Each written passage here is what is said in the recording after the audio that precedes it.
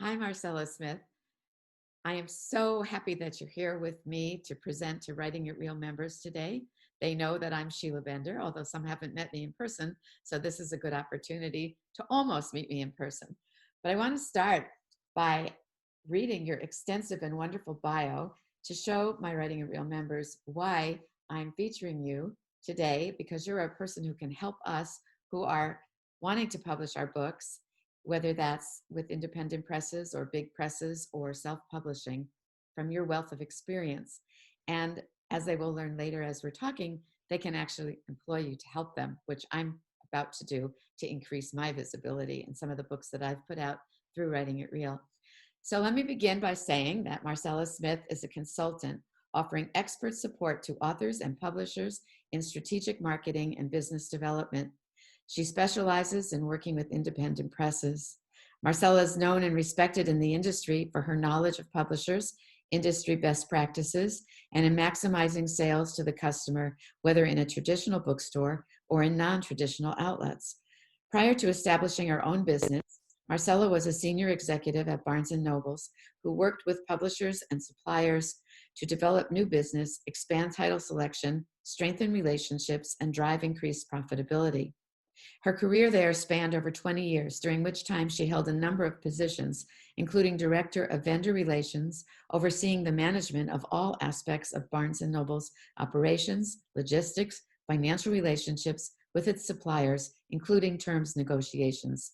In her early years at Barnes & Noble, she established her commitment to the presence of the independent presses on the bookshelves at Barnes & Noble through her participation in the Small Press Distribution Committee, sponsored by the Independent Publishers Group, and later by serving 2 terms on the board of the Independent Book Publishers Association.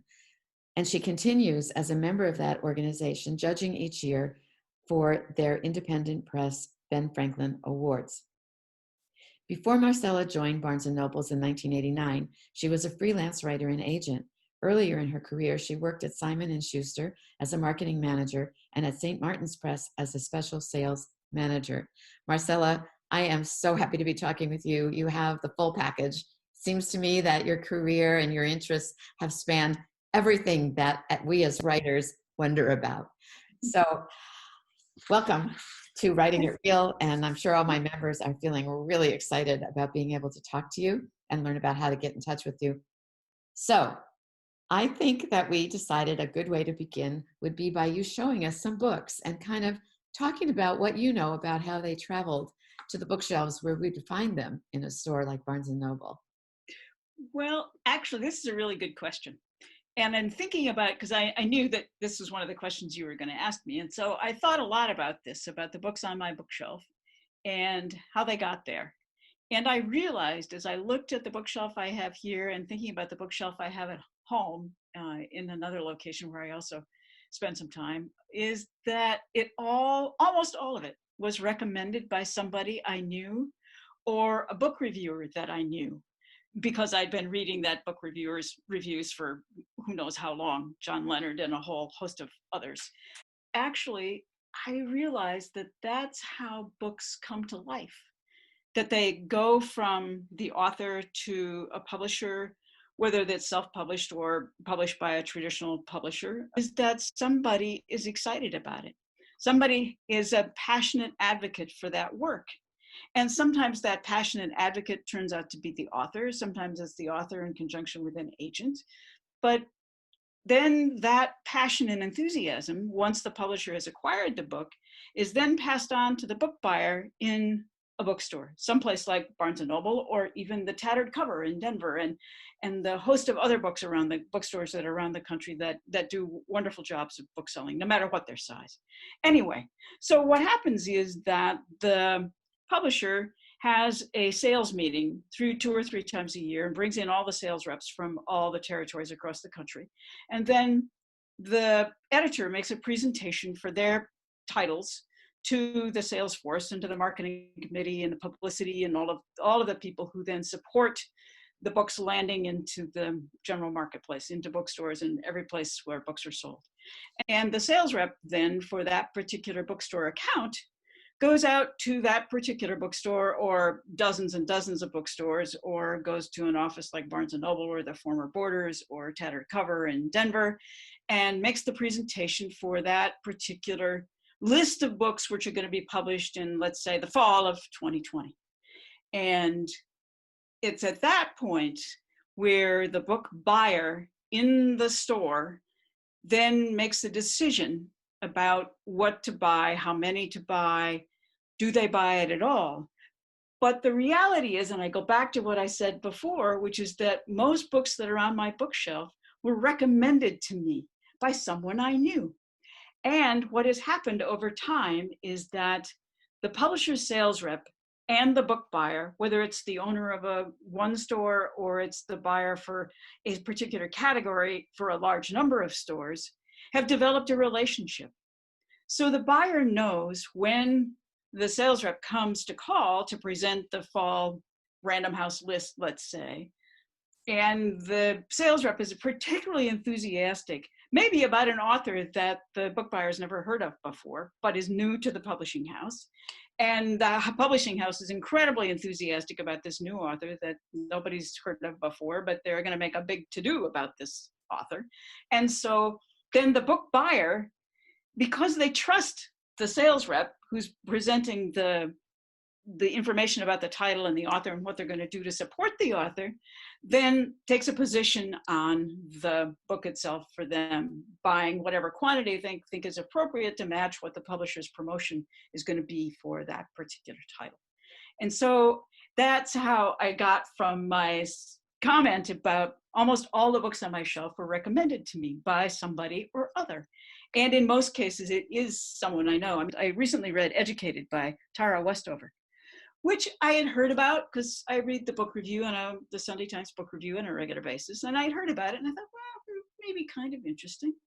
And it became a bestseller. And I thought, well, that doesn't usually do anything for me. I don't care. I mean, I depend on my own reading and thinking and people that I talk to and whatnot. But a really good friend of mine who's a great reader said that she had read Tara Westover's Educated and liked it a lot. And I thought, well, I like Alana. She has good taste.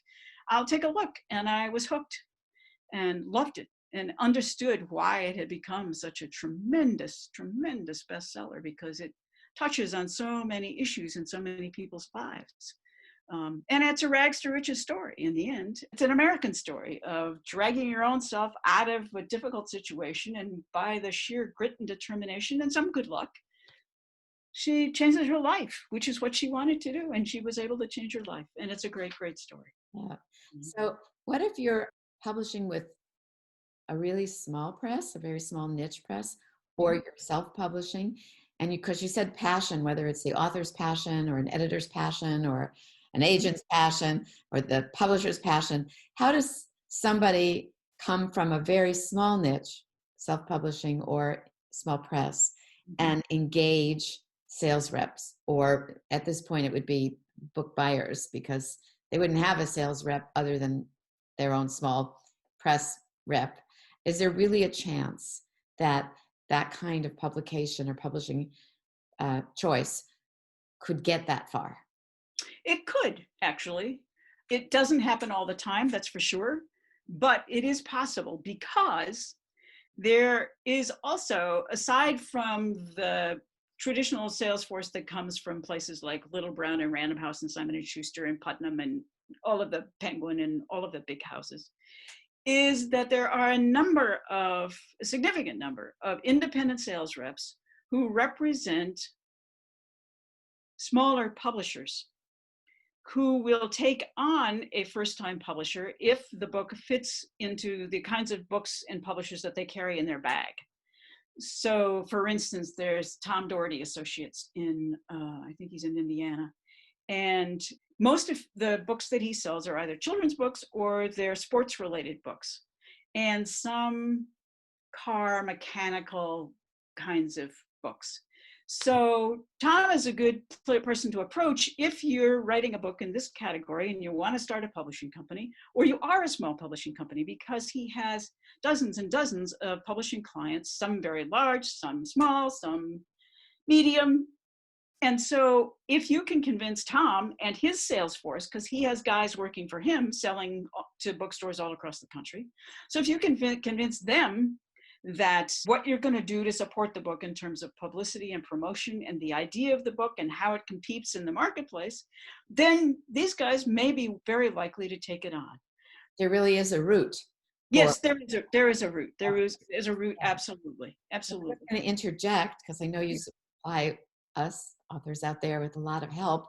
Is that something that you do as part of your menu of services? Do you help a small press published book author or a self-published author to connect with these sales reps all over the country? Absolutely. I have connections with the Independent Publishers Group, with Tom Doherty, and with a number of other groups around the country. So I can write to them, I can pick up the phone, I can tell them that I'm working with somebody that I think makes sense for them, that's a match for them, because each one of them has different strengths. Right. And so you want to find the right fit for both the author and the book itself, which is the most important thing, is the book itself, and the sales rep group that would do the best job for that particular. Right. Well, it is such exciting news to hear that there are independent sales reps and that a person like you who can connect us writers to that, because most of us have heard the word publicist, we've heard the word agent. We do or do not use those people, but they're not really the people who do what you're saying. The publicist deals with the book when it's already published and out there. You might want to help us understand the difference between, I'm sure it's vast, between independent sales rep and publicist. As we talk today, maybe this is a good time, and I have tons of questions for you. So one of the things we were going to talk about, and so keep in mind that this idea of what do these different people do, agents, publicists, sales reps, but we talked about where you come from in helping writers is that every author needs to feel that they've given their book their best shot, you said. Yeah. And that starts with the writing, of course. And from there, let's say they wrote a good book. They already know it's good somehow, whether it's trusted readers or trusted readers say, this is a great book, it should be published. Among the list I have in my notes about what you meant by good shot was, of course, write a good book. But let's say the writer knows the book is good. Or you might want to back up a little bit more too about how do you know your book is good. But all the production things that go on include good proofreading, include good cover design, include interior design, blurbs on your book. That's all in production. And I hope, could you address some of what that is and what that requires of an author, why it's important? It's important because, unfortunately, there's a certain attitude, feeling about a lot of books which have been published by the author that is suspect because people feel it doesn't have the quality or the stamp of approval of the industry people who know what's what. And so this is why I always recommend that you may know that you've written a good book, but you also need to hire somebody like Sheila Bender or other people who can help you edit your book to make sure that in fact B does follow A and C follows B, and that there is some logic, and that this character who died here doesn't suddenly show up 3 chapters later. That's really important. And it is important to develop a team that you have, which is the editor, the publisher, the designer. And then once you've got all of that together and you know that you're going to have a good package, as it were, then you can present yourself to a publicist and say, this is what I want. Here's who I think the audience is. I think here's how I would see finding that audience. And then how do you, the publicist, see about finding that audience? And there are, again, publicists who are independent publicists who do not work for publishing houses, but do take on projects from a variety of self-published authors and from the smaller publishing houses who can't afford a full-time publicist, but do from time to time hire an independent publicist. And they have great reputations and they do a really good job. So when you say once you have that team together, you also mean once that team did its work and the book is ready for the Correct. Okay. Correct. And that leads me to the question about, I personally have a team like that together. Mhm. myself. I didn't hire one company to reprint some of my out-of-print books. Right. I hired individuals to do these steps that we're talking about, Mhm. but we will talk about blurbs. That's something the author has to do as well. But there are all these companies out as well Mhm. that promise the world their menu of services. Yep. And I believe from my own dippings in through clients of mine who have been Mhm. researching them, that they may be overpriced, Yep. underskilled, You bet. not really do the marketing they say they're going to do if you purchase that part. Yeah. So I'm imagining you would be the kind of person who could be employed to help a writer figure that part out if they were Yes. fortunate enough to find their own team. Yes. There are a couple of good resources here at this juncture, if I could introduce. There's belonging to poets and writers, and subscribing to poets and writers is a great way to find out a lot about A, what's going on in the industry, and B, who's who in the industry that helps poets and writers in terms of publicists and sales reps and printers, designers, all those kinds of people, because they show up in interviews in the magazine, and it's a great connection to make, actually. And I have a host of other connections that maybe you'll include links to other organizations where you can garner a lot of information about who's doing what to whom and who does what well and all that kind of Yeah, stuff. absolutely. That'd be very, very valuable. This video will be embedded in some information about you and now the links that you're suggesting. So say we got that far. Okay. Say we got this good book, we got the team, we have the publicist, or maybe not if we haven't hired one, but we've got to get the book distributed. Mhm. So now what is distribution? Well, distribution is actually making that connection with the sales rep group that I talked about before. And I'll go back to Tom Doherty or the Independent Publishers Group just because they're top of mind and for me these days. So what you do then is that you, now the author who's become a publisher, in fact, because if you've developed this team and you now are publishing your work, go to Tom Doherty or to IPG or to SBU, Small Press United, and you make a case for why they should take on your book to sell to the libraries and bookstores and wholesalers and whatnot. And so you're going to do that because now you hired a publicist who has a reputation that they're going to recognize that they know what's what. And you have a finished book, you have a professional presentation to make, and you have some kind of marketing plan that you can show them about why you think your book would sell, who the customer is, and how to reach that customer. And so that's how we get from here to there in Okay. 25 words or So less. if you were to have been lucky enough to be published by a small independent press, Yeah, they would have some of that in place. But my understanding is that even with the big presses, the author has a lot to do in terms of keeping the visibility of their book and marketing. And maybe correct. that's the cross between the writer and the publicist. But most books, as I understand it, don't get a lot of that help after a short while, but most of the money and funds in a big press anyway go to the blockbuster books, in terms of getting television, radio, big pages in the New York Times, that kind of stuff. And so us people who publish in niches particularly are Mhm. more likely to need to do the work as well, even if a small press took on the book as opposed to self-publishing. Right. But the reality is that a small press would take on the book if that was in their niche already, so that they already have the connections with the places who should review the book Mhm. and know people who would be interested in a book with that particular subject. And I know that the big houses get a lot of bad raps because they think that there's always an author who has a sad story about my sign was for this and then my editor left and the publicist I was working with left and then nothing happened and I couldn't make blah blah blah. I mean, yes, okay, these things happen, life happens, but the reality is that there are a lot of great editors who are not the big names, who publish a lot of great books, and there are a lot of sales reps within those publishing houses who love lots of different books. I mean, it's easy to sell. I mean, now I'm going to show you how old I am. Jacqueline Suzanne. It's really easy to sell Jacqueline Suzanne or any one of a number of those people you can think of. But you know what? Once upon a time, Jacqueline Suzanne was not Jacqueline Suzanne.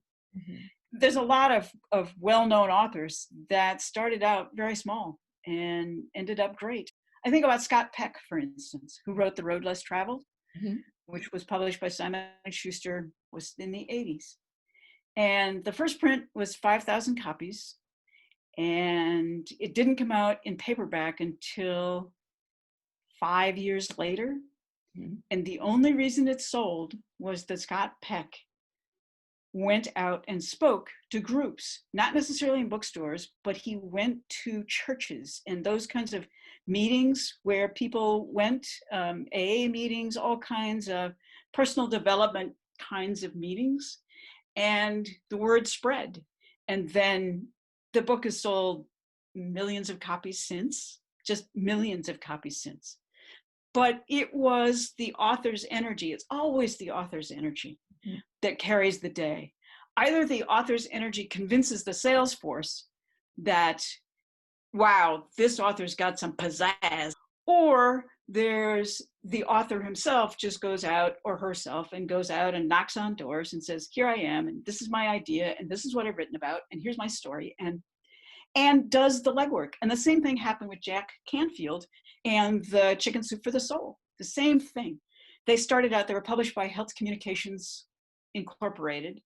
And we started getting a lot of requests for the first Chicken Soup for the Soul, which was about AA. It was about for alcoholics. And I was working in a bookstore then, and who knew who Health Communications was? I mean, it was like, okay, but we started getting a lot of requests for it. So we ordered some and we sold them. And then we ordered some more and we sold them. And then we ordered some more and we sold them. And then a sales rep walked in from Health Communications, said and it was a commission rep, not a house rep, but a commission rep who had a whole bunch of publishers in his bag, who walked in the store one day and said, and we said, yes, thank God. Now, are you going to have a lot? Because the part of the problem was because it was a startup, the reprints were slow. So you'd have some and then you wouldn't get any, and then you'd have some and you wouldn't get any. So finally they got their act together, and Chicken Soup for the Soul, and now, there's like 200 titles, and they've sold 200 million copies across the whole list, and it's just a huge story. But it started very small with an idea that would appeal to, admittedly, a broad base, because clearly there's Alcoholics Anonymous is a huge organization, but this was one of those, and this is where I go back again to the recommendation and word of mouth is the story. Right. With all of the great successes that have happened in the publishing world, aside from Michelle Obama's Becoming, which, I mean, here she's got a platform to start from. But for the rest of us, it all is it's like everything in your life is one by one by one. Right. Right. And what happens is that your story, whether it's fiction, nonfiction, it's a gardening book, it's a whatever it is, it doesn't matter. Mhm. It's that enthusiasm that you generate, the energy that you bring to it is what carries the day in the end.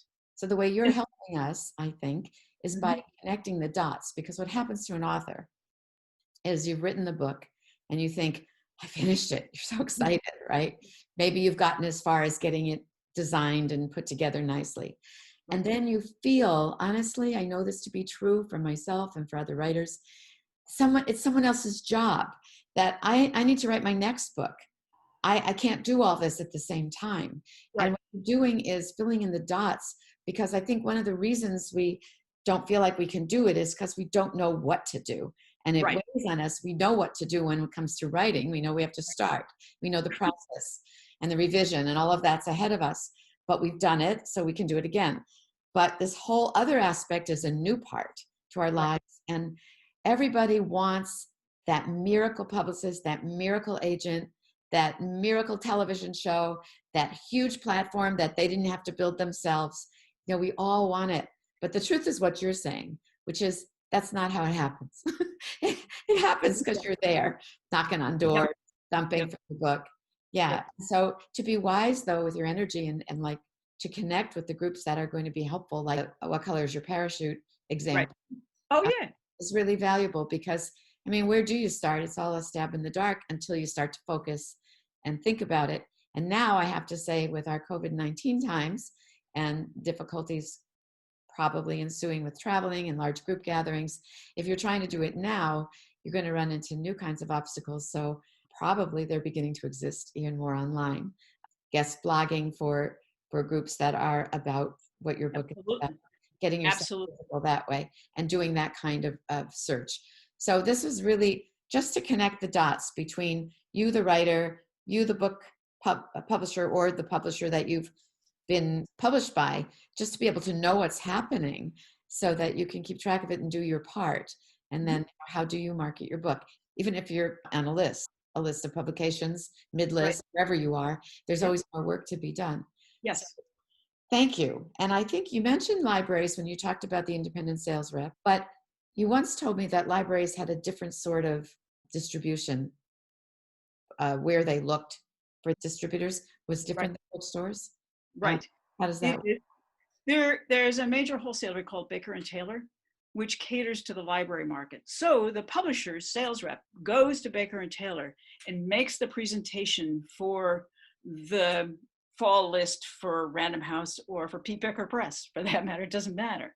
And then Baker and Taylor buys for their different locations, depending on the number of libraries they're servicing in a certain part of the country, Right. the quantity that they need, that they feel they're going to be able to sell based on the reviews in Library Journal, for instance, in Publishers Weekly, which are the major trade journals, as well as School Library Journal, if you're writing books for young children and for school, for educational purposes.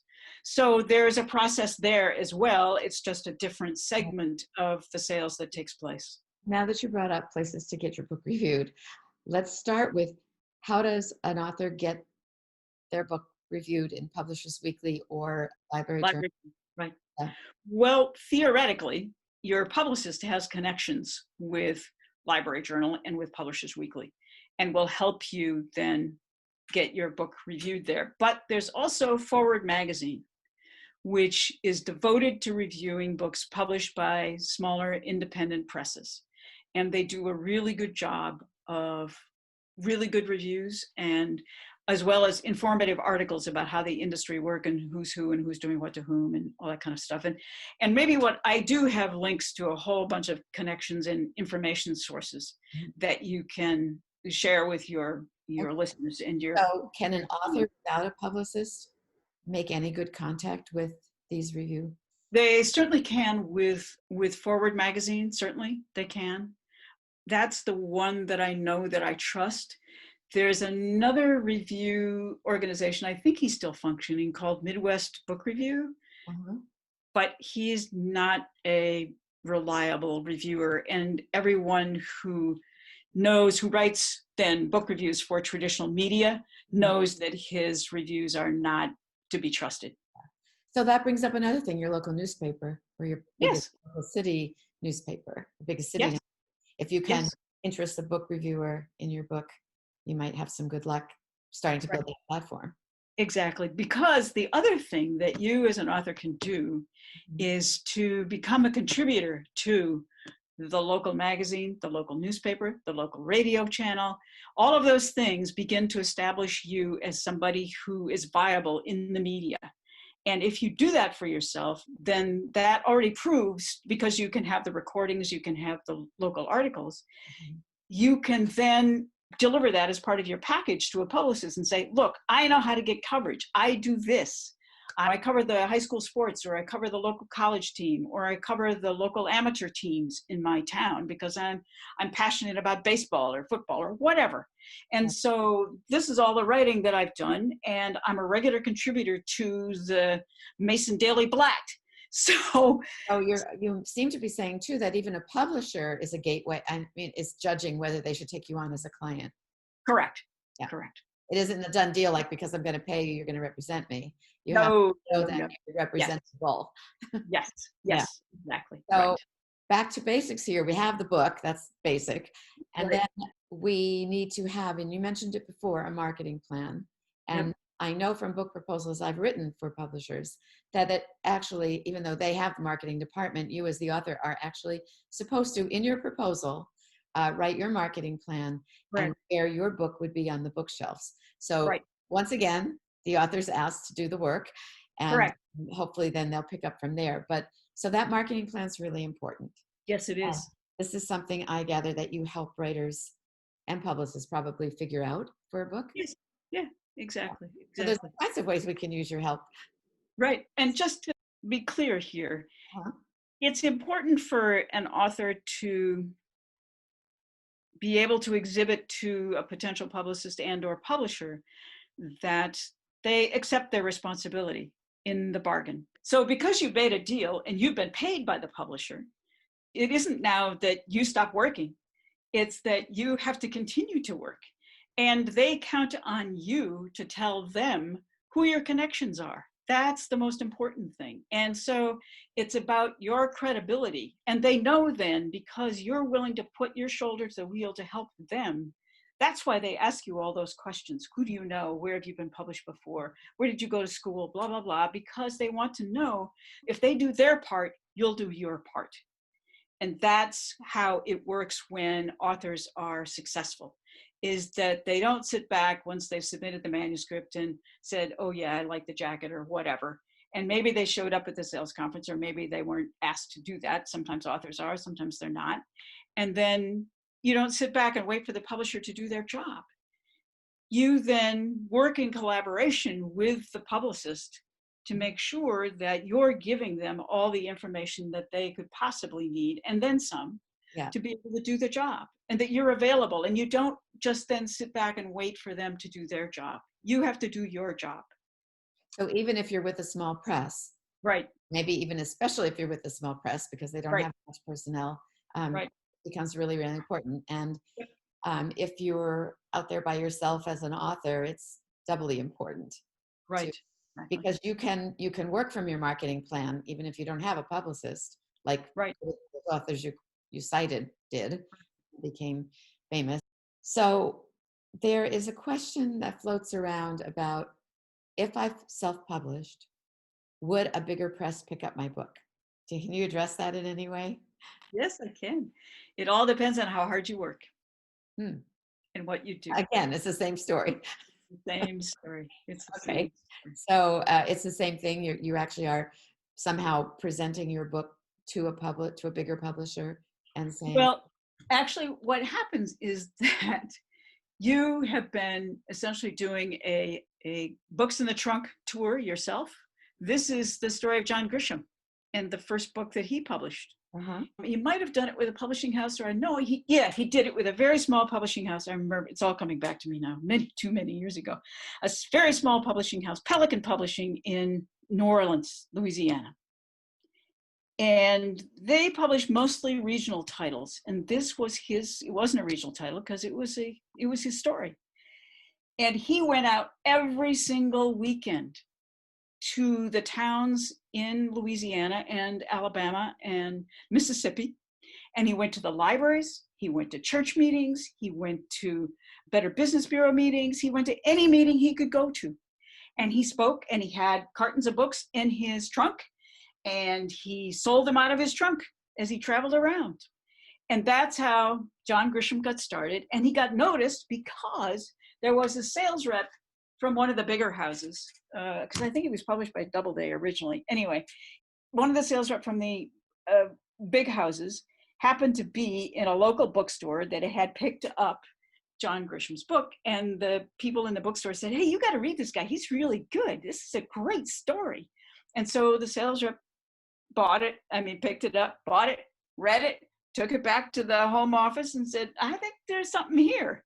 And lo and behold, here we are. I don't know how many books later or how many bestseller lists he's been on, which is not to say that you're going to end up on the bestseller list. Right. But again, the author went out on the weekends. He was a lawyer supporting his family, but on Saturdays and Sundays, that's what he did. He got in his car with a whole trunk full of books and went places and found libraries and churches and meetings of different kinds to make his presentation and sell the books out of the trunk of his car. And here we are, all these, how many years later is that? A lot of that is like that. I mean, Tom Clancy is another one who was published by a very small, can't even remember their name now, it's very small military naval publishing house. In fact, I think it was the US Naval Institute published it because he was well connected with some people there. But again, it was very small. And again, he just reached out to the people he knew who would find the book interesting, because I can't even remember the name of the first Tom Clancy right now. He then reached out to these military guys who read the book, who spread the word, and then a publisher's rep walks in a store, here's this book by Tom Clancy that all the staff says, oh God, this is great. Maybe you guys could publish this book, and take him higher. Again, same story. He ended up, I think, with Putnam. Books later, there we are. That brings up another thing to think about is there are many presses that people haven't thought exist, like for instance, a military press, or in the health sector, there are presses, and they're small and you wouldn't hear about them unless somehow you got one of their books through some route and you look. So an important thing to do is to look when you're browsing books, right, at who has published them. And by paying attention to what the independent small press is doing, right, is really important. And you would find that out how? Like, well, you could join the IBPA. Authors are members of IBPA as well. And you can join them. They do have regional meetings around the country when we're not in a pandemic. They also do a publishing university every year in a fairly large location. I think this year it was going to be in the Anaheim Convention Center in Southern California. But it's been all over the country. They move it all over the country because they know that the people who want to attend have a limited travel budget, and so they move it every year. But anyway, so learn if we went to one of those big. Well, there are agents and publicists who attend, who make presentations about how to work with a publisher, how to work with an agent, how to develop a business plan, all of those things. Because that's the other thing, that if you're going to self-publish or think about organizing yourself as a publisher or as a business person, which is what you have to be, then you have to have a business plan. And so there are all kinds of people, professionals, who are available at these kinds of conferences. So I think that one of the best things to do is to join the IBPA as an author, but also to subscribe to Forward Magazine and to Poets and Writers, because there's a lot of information about writers' workshops and opportunities in all of those magazines. And also in Forward Magazine, there are a lot of the smaller presses whose titles are reviewed there, and you can see, oh, that's a publisher who publishes into the niche that I'm going for. So maybe I need to find out more about that publisher so I can figure out how to approach that publisher. Right. So it's a lot, I mean, as you have indicated, and as I have experienced in many of my conversations with my clients as well as other people, is that the author's homework is, writing the book is the least of it. It is the least of it. Yeah.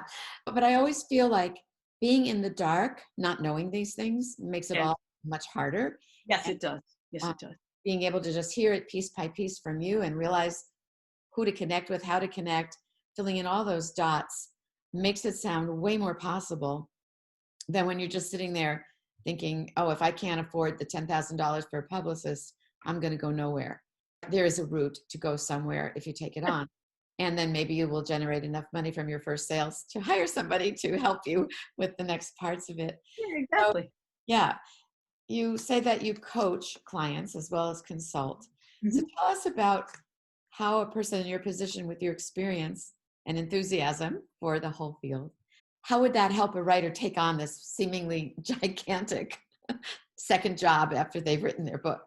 Well, the first thing I usually do is to give the writer a realistic assessment of the condition of the book and what I think it needs in terms of to make it marketable. It may be marketable right out of the gate, in which great, but if it still needs a lot of work in terms of the flow of the story. Let me give you an example. I worked with an author for a while who didn't like what I had to say. This author had written a book which he wanted my advice on marketing and selling and all that kind of thing. And I always like to read a good chunk of a book. So I read a good chunk of it. Now, I was raised as a Baptist, and so I was teased on the Bible, both the Old Testament and the New Testament. So if somebody's going to start to tell me the story of Jesus and how it was conveyed in the Christian world, I have a lot of information in my head about what the traditional Christian Bible says about what happened, and all the other ancillary material that's been written by scholars around what happened in that period of time. But anyway, this guy's written the story about Jesus and his family when he has brothers and a sister and all kinds of things. And I'm okay with that. Yeah, I mean, who knows? All those guys were left out because they weren't the stars. So, you see, write the book about the star. But then he took a lot of liberties with actual scripture. And I just started to feel like, this doesn't work for me. And it also was overwritten. It was over long. It was like 600 pages when it could have been 300 pages and still been a really good story. And so he wasn't happy with what I said to him. So I gave him my 2 cents, for which he paid me. And we parted ways because I thought, I'm sorry, but I don't feel confident taking this on, that I can fairly represent this work if we're not able to work together. And if my opinion about what you've done doesn't make sense to you, or you don't want to hear it, which is okay. You don't have to like what I say. I mean, that's life. Lots of people don't like what I say. And I don't like what a lot of other people say, but so what? It's just, that's the way it is. I'm just curious, do you take it on in manuscript form before it's even a book? This was actually, he'd already published it on Amazon. And so he sent me the download of the book, and I was able to do it that way. Right. That is such a true thing, that people feel so good about having finished their project that they can't take in thought of having to change it and having to change it by 300 pages. To the best of your knowledge, has he ever republished it in any form? No. Not that I'm aware of. I mean, it needed, no reviewer would look at it. It's just was so impossibly. I mean, the concept of the story, as I said, was great. In fact, that Jesus had brothers and sisters and there was a complicated family relationship. I bought all of that. That was great. Mm-hmm. But then the diversion from the traditional story, I thought, was way too challenging in a way that the Last Temptation of Christ was not. And because there's been a lot of books written about the life of Jesus that were not, that were fiction, and which have done really well and then made sense. But this was so. Let's say he took you on. He said, okay, she's probably onto something. What would have been next for you with him? Actually, I did this with a young adult author who was developing a story which I loved, and I still am stupefied that nobody wanted to buy it and publish it because it was just wonderful. It was charming and everything. She approached me early on in the process. She'd written it, and then I read and reread, and she rewrote, and I reread, and she rewrote, and I reread. And I gave her all of these suggestions of what she could do, and then as well as the connections that she might make once we both agreed that she'd finally whipped it into shape as much as she could whip it into shape. She ended up self-publishing it via Amazon. And it's funny, I have not thought about that book for a while, but I loved that book. It was just, it had so many things in it, and she got the teenagers just right. And it was... Your knowledge of the industry, why do you think it wasn't picked up for publication? Timing is everything. And sometimes that's just what happens. Yeah. It's just, you're not in the right place at the right time. It may have been a book that didn't make sense to people, although it made a lot of sense to me. I don't know. I mean, it was one of those cases where when she couldn't find an agent to publish it, to carry it, to represent it, or I think she did actually for a while, but the agent couldn't make a go of it. And I just thought, damn, because she had other ideas about other books to follow. I mean, not with the same characters, but in the same vein, as it were. And I just thought, So here's a case where I'm going to ask you this question.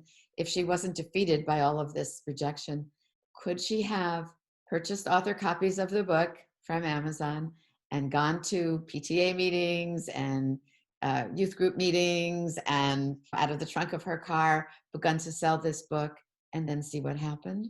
She very well might have. I don't know, because at that moment, she wrote to me many months later after she'd gotten the book established at Amazon, and I congratulated her and said, if you ever want to talk to me again, here I am. I'm your biggest fan. And you don't know, but I'm just saying, taken us on that journey. If Yes. somebody else faced that situation, but had that passion for their book, uh, Yes. I'm just remembering that we could, as authors, go, we've got to prove to an editor at some publishing house that this is valuable, and here's how I'm going to prove it. Yep. Because I sold this many copies with my Out of the self-published trunk of book. my car, right? Yeah, yeah, Right. yeah. I have a colleague who's a children's book author, and she won a very big prize along with an illustrator very recently. Emory University's Global Health Institute had a contest for children's Oh, books. yeah. They Yeah, I had, remember reading about that award. yeah. Right. Yeah, yeah, Well, if you yeah. read Beth Bacon as the author, she was the grand prize winner. Mhm, It's a picture book, and it's mhm, called COVID-19 Helpers. And mhm. it's very endearing, and the whole slant is about helping very young children understand why people are walking around with masks and Back on, right? Yeah. who people are who are helping us, to the point of even the garbage collectors are Right. considered essential workers and all that. Yeah. Anyway, when I wrote to congratulate her, and I've spread the word about this winning by sharing links on Yeah. Facebook and other places, which now I have a passion for her book, and in my Yes. passion, I'm sharing it with Yes. my group on Exactly.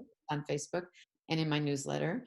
So she said, "Well, thank you for that. And by the way, my I Hate Reading book, which I think she wrote with her kids when they were young, now one Mhm. of them's graduated college, has been picked up by HarperCollins." Yay!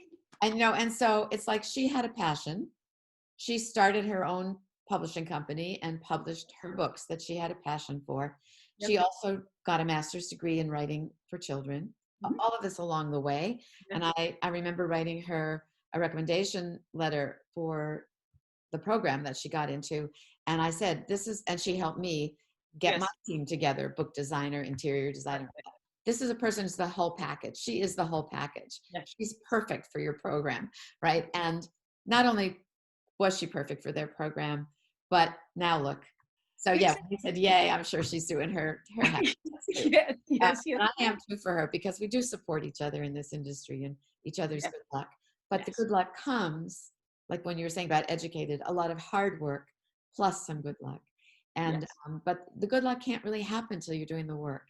Like Correct. that right person shows up at an AA meeting and Yes. says, "This is a book that has to get beyond this small publisher."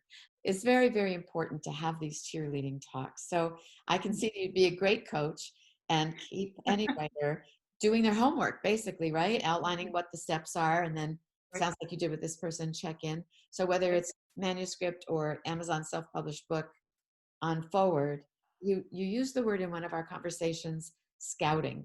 You do scouting. Can you talk to us about what that is? Well, scouting is actually, for me, is looking for the right connection for the author or the client. For instance, if I have a publisher client who's looking for distribution, then I do some research by talking to people that I know who run distribution companies or sales groups, and try and figure out what are they open to these days, what's working. Cutting that I do is to try and figure out how to put person A with person B. I mean, how to make that connection. So who makes it? If you're hired to do this with a client, this is coming from that wishful thinking place every author has. Right. Do you tell the author then how to make it, or do you actually make the connection? I actually help them make the connection. I help them make that connection. Yeah. Yeah. I do the introduction, as it were. And then I leave it to the two parties to do whatever they're going to do. But I make the introduction. Right. Like a matchmaker. Yeah. Yes. Yes. There you go. The matchmaker. Right. Oh, Marcella, I realize that twice I said we would get to blurbs and I kept putting it off. But here we are, almost done. And I would really like to talk a little bit about it, what they are, what they're for, and if we should interest publicists and sales reps by having some, or whether people wait till their book is done and then go searching for the blurbers. Right. Right. Yes. It's important, actually, for the writer to find people who are credible in their field, in whatever field they are, to provide some endorsement as you go out the door, because it helps you find a sales rep, it helps you find a publicist if you've made those connections already. So this is where writers' workshops, going to meetings where agents are presented, going to these kinds of meetings, because then you meet people.